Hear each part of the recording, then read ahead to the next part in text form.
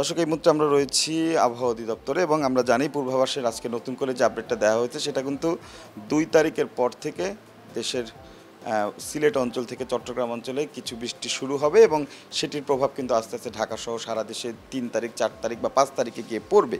তো এই স্বস্তির খবরটা রয়েছে, কিন্তু আমার সঙ্গে এইমাত্র সঙ্গে রয়েছেন আবহাওয়াবিদ শাহিনুল সাহেব। আমি একটু আপনার কাছ থেকে জানতে চাই যে এই পুরো বিষয়টা যদি এই পূর্বাভাসটা যদি আমাদের একটু এই গ্রাফিক্যাল যে প্রেজেন্টেশনটা আপনারা দেখছিলেন একটু যদি বুঝিয়ে দিতেন। এটা শুধু ঢাকার জন্য পূর্বাভাস। হ্যাঁ, লাল কালারটা হলো আমাদের তাপমাত্রা ইন্ডিকেট করে, আর সবুজ যেগুলো দেখা যাচ্ছে সেগুলোকে আমরা বলি বৃষ্টিপাত। আমরা দেখতে পাচ্ছি যে মোটামুটি 10 দিনের পূর্বাভাসে 30 তারিখ এবং 31 তারিখ তাপমাত্রা মোটামুটি একই রকম থাকে, ওয়েদার একই রকম থাকতে পারে।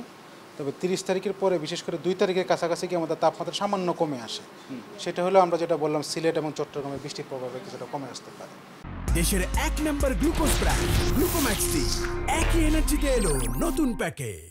তবে ঢাকায় মূলত প্রভাবটা বেশি পড়তে পারে 4 এবং 5 তারিখ, যেটা আপনারা দেখতে পাচ্ছেন যে বৃষ্টিপাতের পরিমাণটাও বৃদ্ধি পায় এবং তাপমাত্রাটা অনেকটাংশে কমে আসে।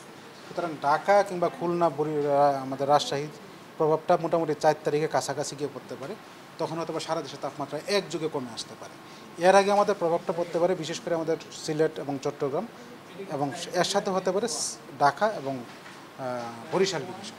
তবে 4-5 তারিখের দিকে মোটামুটি সারা দেশে এটা বলা হয় ম্যাক্সিমাম টেম্পারেচার, এটা হলো মিনিমাম টেম্পারেচার। পরের দিন আবার ম্যাক্সিমাম, আবার মিনিমাম, আবার ম্যাক্সিমাম, আবার মিনিমাম। মানে দেখেন ম্যাক্সিমামের লাইনটা আস্তে আস্তে কমা শুরু করছে। কেন?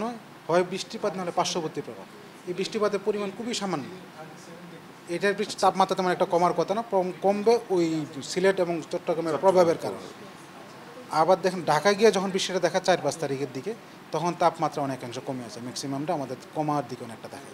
আমার এই লাইনটা যদি আমি দেখি প্রায় 32-এর কাছাকাছি টেম্পারেচার থাকতে পারে, আমার মিনিমামটা চলে আসতে পারে প্রায় 20-24 বা এরকম কাছাকাছি চলে আসছে। তাহলে সেক্ষেত্রে এই যে 3-4, 4-5, এই যে 4-5, এই যে 4 তারিখ, 5 তারিখ, 4 তারিখ, 5 তারিখ, তারপর আবার 5-6 তারিখ এবং 7 তারিখ রয়েছে, আবার এদিকে 9 তারিখ, 10 তারিখও রয়েছে। 9 তারিখে রয়েছে। তবে এটা হলো আমাদের অ্যাকচুয়াল জিনিস না, এটা হলো পূর্বাভাস। তাহলে ম্যাক্সিমাম টেম্পারেচারটা ওই যে আমরা যেটা 5-6 তারিখ বলতেছি সেখানে আসলে 30-32-এ গিয়ে আসলে নামার একটা সম্ভাবনা রয়েছে। অথবা 6 তারিখ শীতের যদি বৃষ্টি কন্টিনিউ করে, তখন তাপমাত্রা দেখেন ম্যাক্সিমামটা চলে আসবে 28-এর কাছাকাছি। আচ্ছা, কাছাকাছি আসতে হবে, এটা আমার একটা ধারণা। এটা কিন্তু পূর্বাভাস, নট দ্য অ্যাকচুয়াল। আমরা যে পূর্বাভাসটা পেলাম সেটিতে আসলে যে বিষয়টি আসে স্পষ্ট হয়েছে যে স্বস্তির একটা খবর রয়েছে যে মোটামুটি যদি এই পূর্বাভাস সত্যি হয়, অর্থাৎ সেই পূর্বাভাসের সঙ্গে যদি বৃষ্টির যে তারতম্য সেটি যদি মেলে, তাহলে 2 তারিখের পর থেকে যে ক্রমান্বয়ে তাপমাত্রা কমে আসা সেটি একদম 28 ডিগ্রি পর্যন্ত নামার একটা সম্ভাবনা রয়েছে।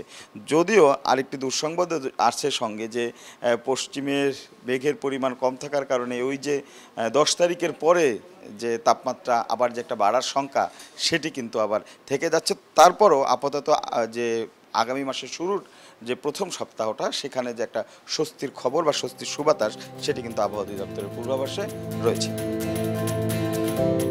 রাশেদ লিমন, সময় সংবাদ, ঢাকা।